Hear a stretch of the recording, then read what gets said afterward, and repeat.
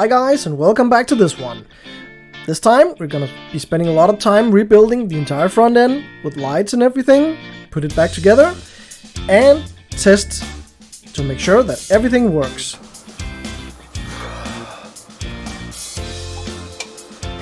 Alright.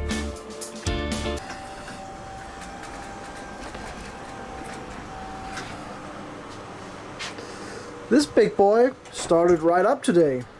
That was kind of a turning point for me because I have had some electrical problems with it after I got it all back together, and I was just a little bit doubting my electrical work with the harness and all that kind of stuff, but I usually don't get it that wrong, and it turned out to be something entirely different.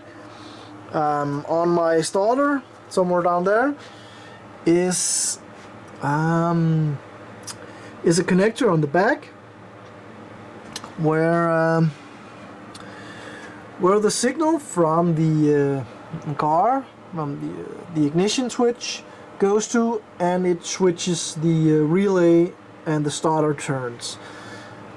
That connector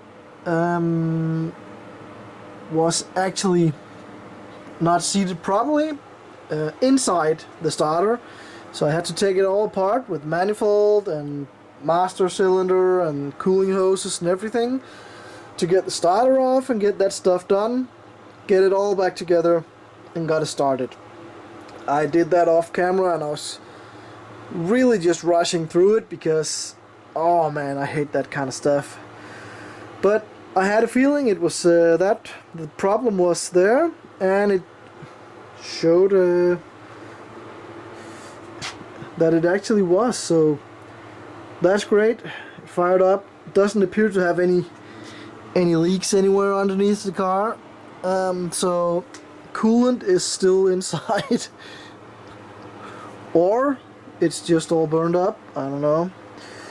You can just have a look.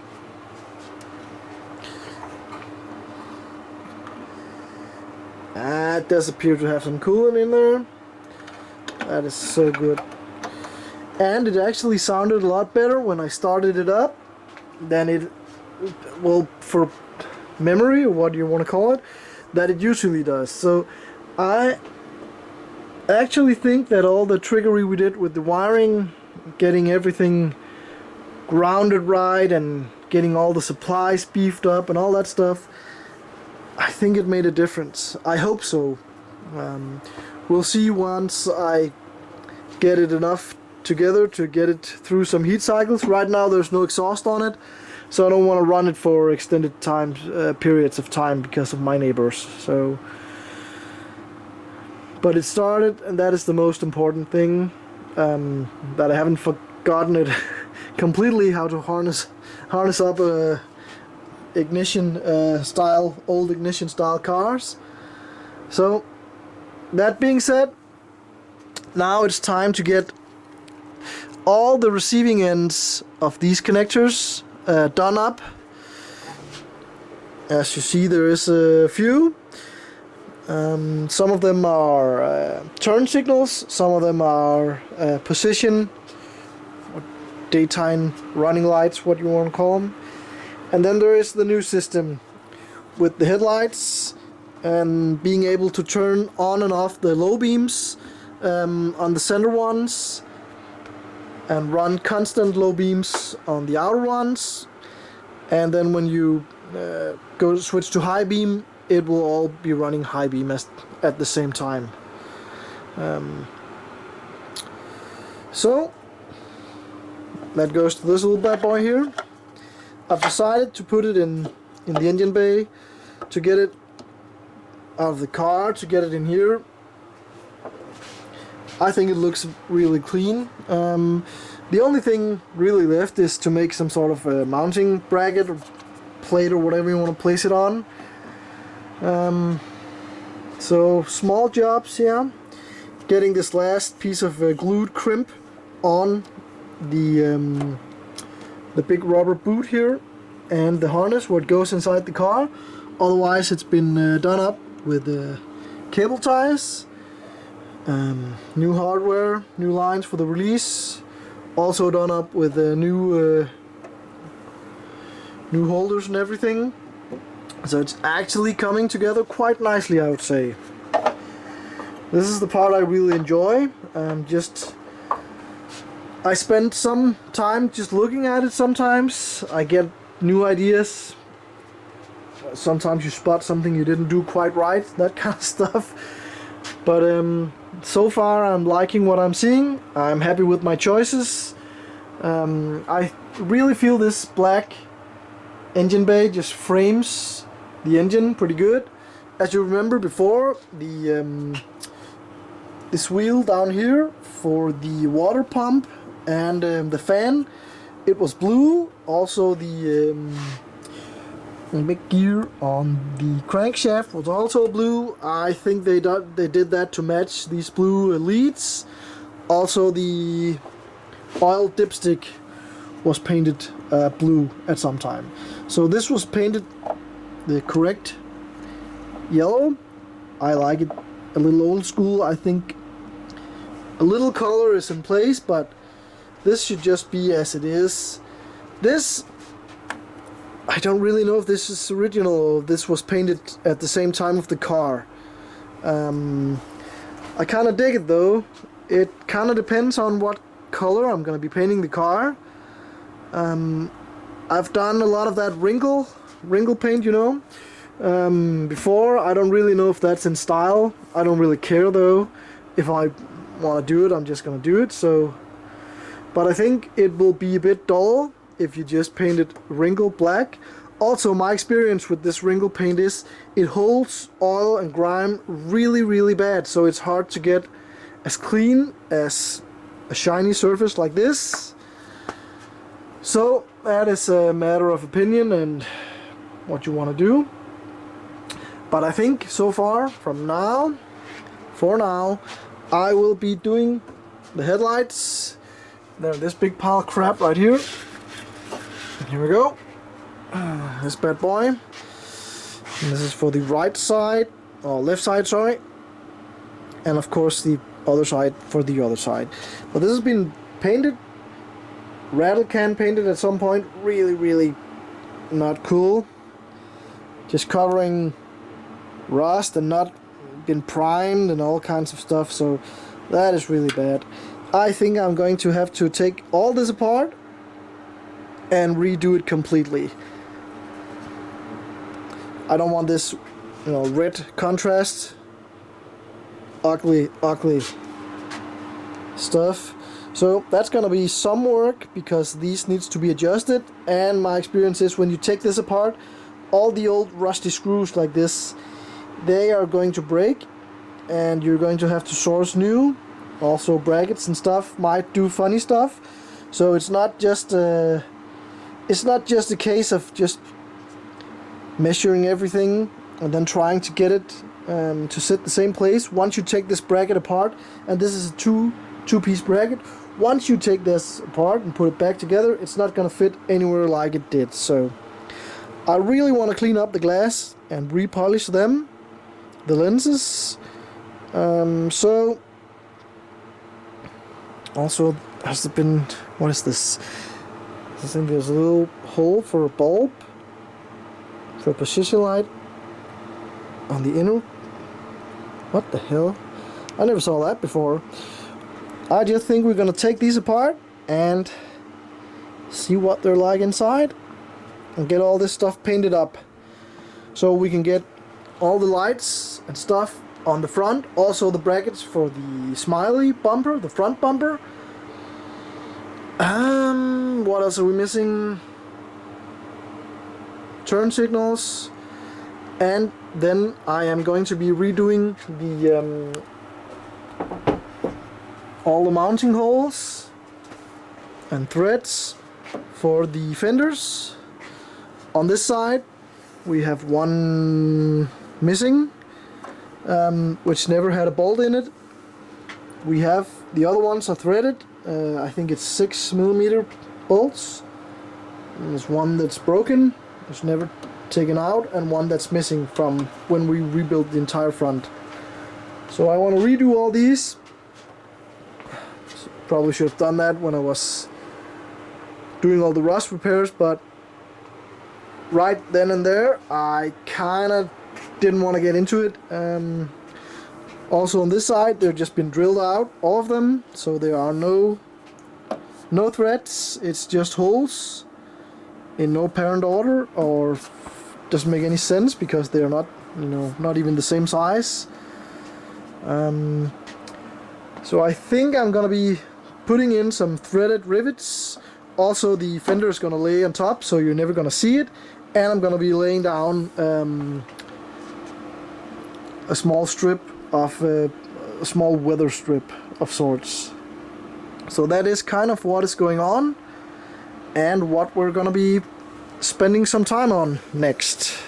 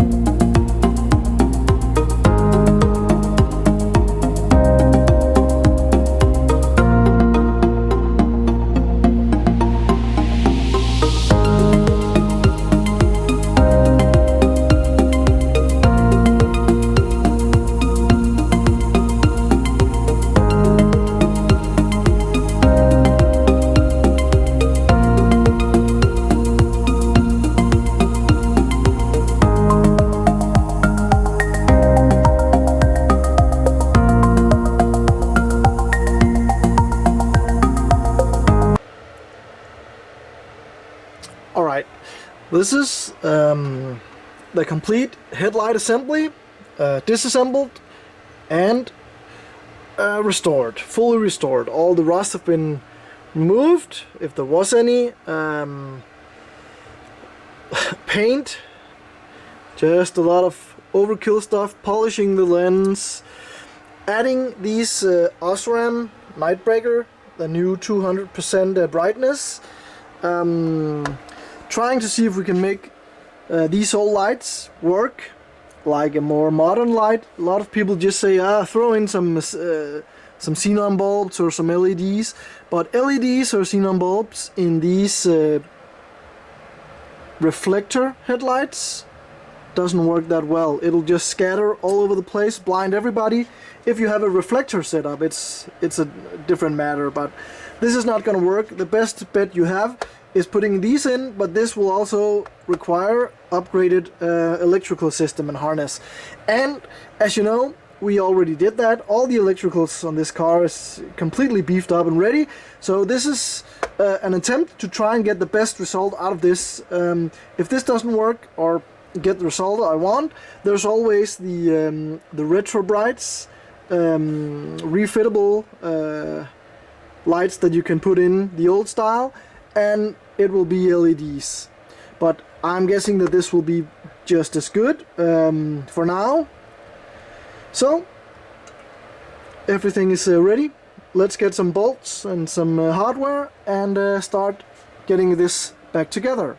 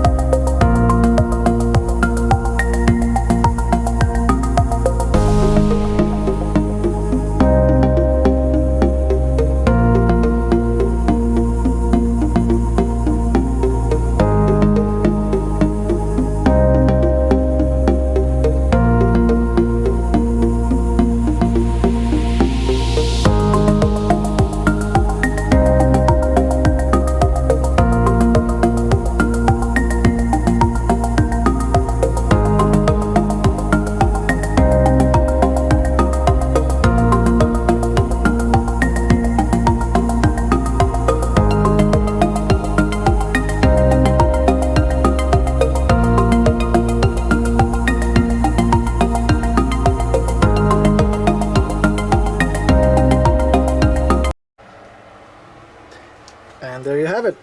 One restored and assembled front light. With all new hardware. Now the only thing left is to have this piece, the heavy chrome outer rings, put into place. And they'll be lined up with the center and everything going on there, and they'll be put on when the car is on. Also, I want to give them a little refresh, so I'll be polishing the chrome, and this flat black is gonna be repainted. So a little work left on these, but these lights are just gorgeous, brand new basically. So let's get the other one assembled and get them on the car and test out our wiring for the new lights.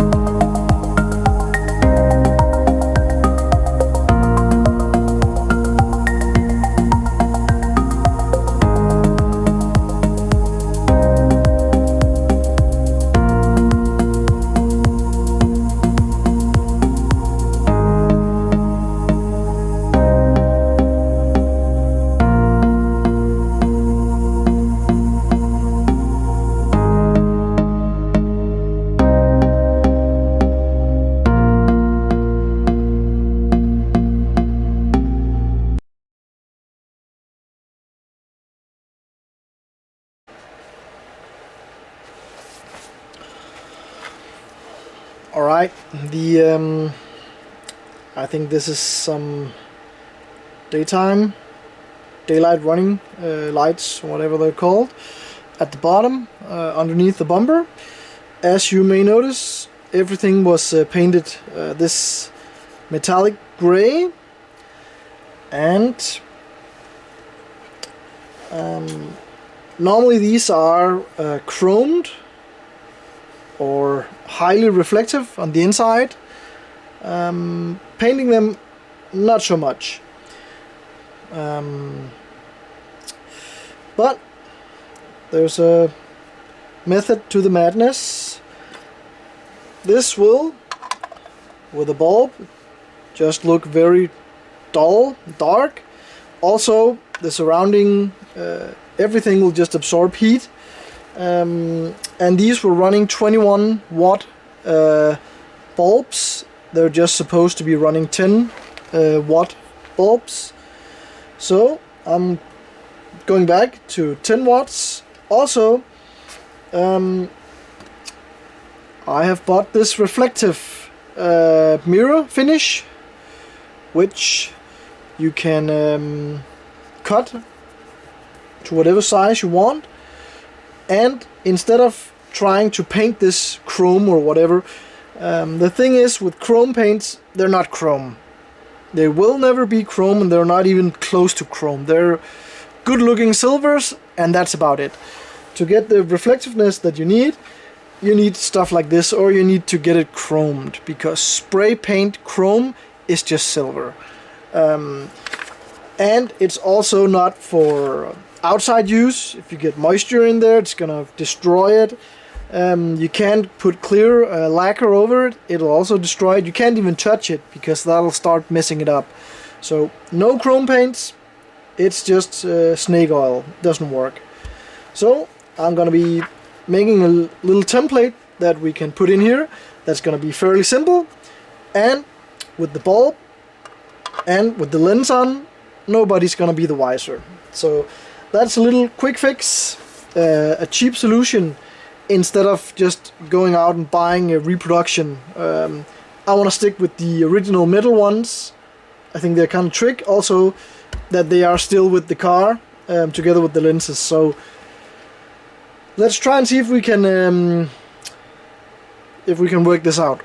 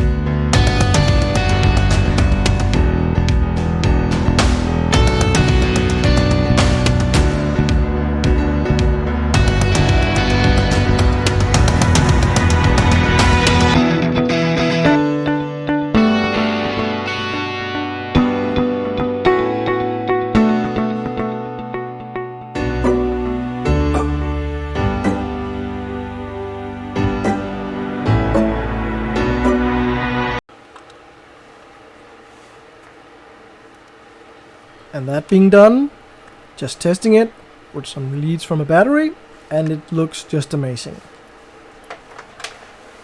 Now it emits more light than it did before, it doesn't absorb heat, and you can use the correct size bulbs. So that's a job well done. So that was basically the entire front assembly of the car redone and refurbished with, again, like I said, all new hardware, bolts, everything painted and polished, refreshed, well, everything, new bulbs, just a lot of work. So this is all in preparation for the paint prep. I know a lot of you guys been telling me that I should do this while the car's out for paint, all that kind of stuff, and yes, I should. But then before I took the car apart, I should have made sure that everything lines up. And for one reason, I really couldn't, because we cut off the entire front, made all the rust repairs. So now everything has to be refitted, and I just thought that I would make my life easier, and maybe even let it stay on the car, because I can wrap the entire front in plastic, and we can just blast it with air once it's painted. So yeah, this is a lot of work, but it's saving me some work in the end. So now we're gonna unwrap the car, and then I'm gonna start bolting the entire front on, back on, with the lights, indicators and fog lights and grille, bumpers and front fenders, to make sure everything lines up before taking the fenders off again and prepping them for paint. So before it didn't line up that good, so I'm thinking that it's gonna be way worse now that we've cut the front off, because otherwise you have to set up the car in a jig, make sure everything goes back in the exact same place. I've tried as much as I could, but I knew that it was off even at the beginning, so we're gonna make it fit now.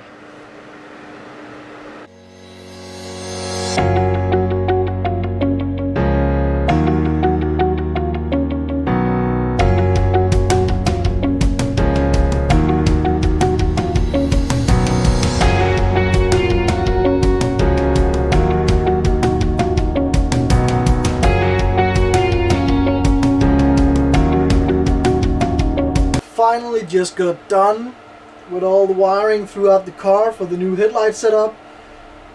All the new wiring, everything just works. This has been running with the just the regular low beam for the last 10 minutes. Are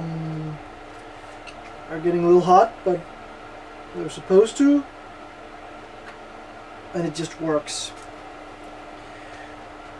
We've got a little less powerful bulb down in the position lighting or daytime driving lights, and we've made it so all the relays will switch as they're supposed to. So when applying high beam, the low beam will cut off. Also when doing the overtake signal, it will also dip or cut off the low beam and just apply high beam. So high beam on all four and low beam on the outermost ones. Also, by choice, you can have low beam in both.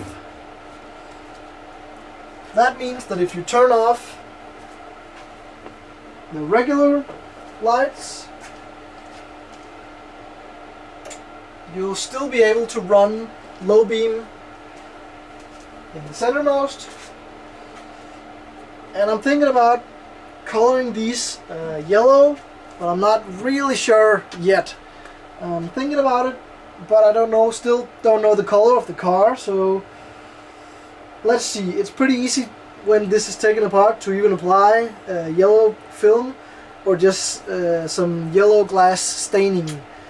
But this bulb and this electrical system is just working flawlessly.